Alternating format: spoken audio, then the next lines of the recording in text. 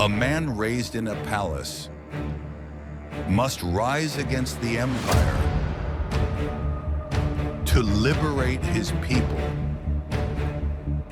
and face his fears.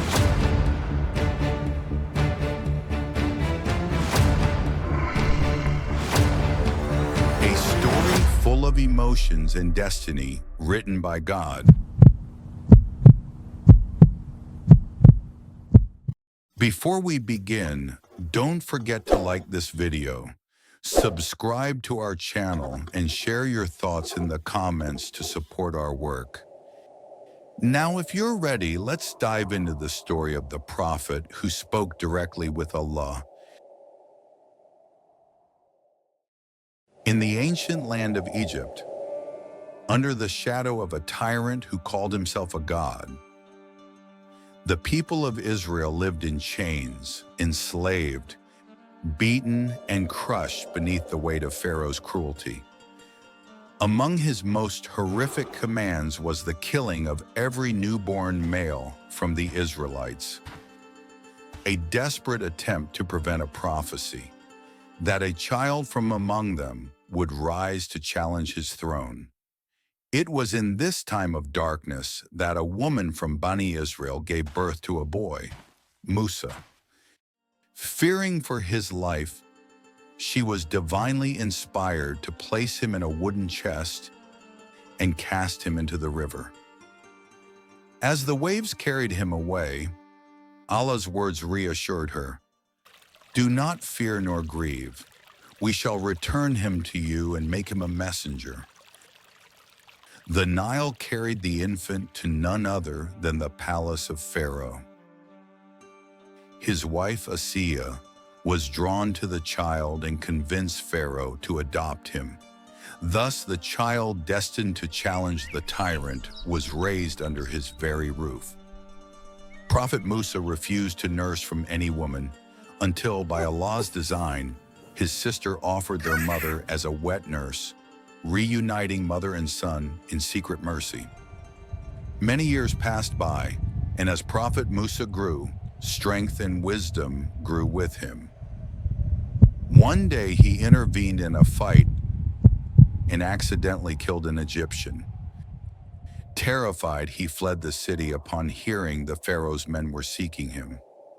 His journey led him east to the land of Midian. In Midian, he came upon a well. At the well, he found two young women struggling to water their flocks.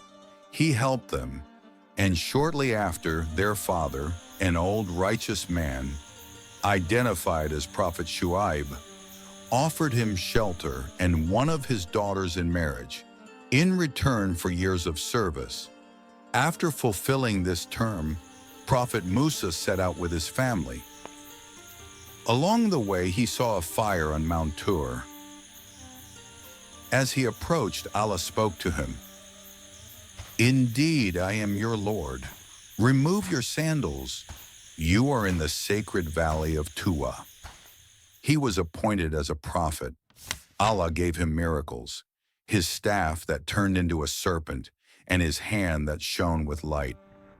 Commanded to return to Egypt, he expressed fear and asked that his brother Harun accompany him. Allah granted his request. Back in Egypt, Prophet Musa and Harun stood before Pharaoh, demanding the release of the Israelites and calling him to the worship of the one true God. Pharaoh mocked them and challenged him to a contest of power. Magicians from across the land gathered. When they cast their staffs, they appeared as serpents. Prophet Musa, nervous, was reassured by Allah. "Throw what is in your right hand." Prophet Musa's staff devoured their illusions.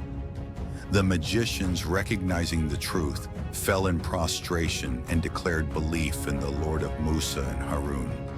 Pharaoh, enraged, threatened them with death, but they held firm in their faith. Despite clear signs from Allah, plagues of blood, frogs, locusts, and more, Pharaoh refused to accept Allah. Eventually, Prophet Musa led the Israelites in a secret exodus. They reached the Red Sea with Pharaoh's army close behind. The people panicked, but Musa declared, "My Lord is with me." By Allah's command, the sea split, creating a path of salvation. When Pharaoh followed, the sea crashed down upon him. Freed, the Israelites wandered the desert. On Mount Sinai, he met with Allah and received the tablets of law. But while he was gone, some among his people fell into idolatry, worshiping a golden calf made by Samiri. He returned, heartbroken and furious.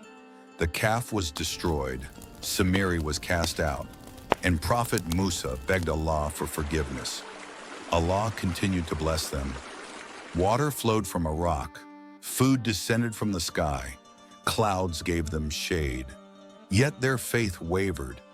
When they reached the promised land and saw its powerful inhabitants, fear overtook them. They refused to fight, saying, "You and your Lord go and fight." Musa, disheartened, prayed for separation from the disobedient. Allah decreed they would wander for 40 years. A new faithful generation would inherit the promise. He continued to guide and teach them. At the edge of the promised land, Prophet Musa looked out over it.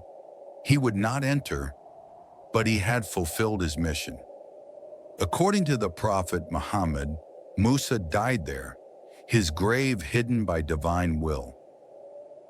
Prophet Musa was the one who spoke directly with Allah, challenged a tyrant, freed his people, and carried divine law.